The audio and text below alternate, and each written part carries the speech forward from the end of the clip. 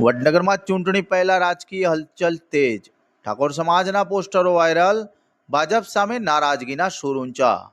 વડનગરમાં આવનારી ચૂંટણીઓને લઈને રાજકીય માહોલ દિવસે ને દિવસે ગરમાતો જઈ રહ્યો છે અને હવે સોશિયલ મીડિયામાં વાયરલ થતા પોસ્ટરોને કારણે ચર્ચાનો વિષય વધુ જ ગરમાયો છે।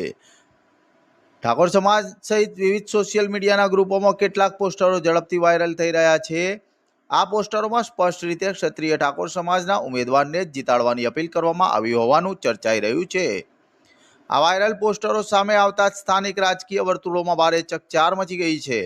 ખાસ કરીને ભાજપ સામે ઠાકોર સમાજમાં નારાજગી હોવાની ચર્ચાઓ પણ જોર પકડી રહી છે। જાણકારો માની રહ્યા છે કે આ પ્રકારના સોશિયલ મીડિયા કેમ્પેઇન ચૂંટણીના સમીકરણોને અસર કરી શકે છે અને મતદારોના મનોબળ પર પણ તેનો પ્રભાવ પડી શકે છે।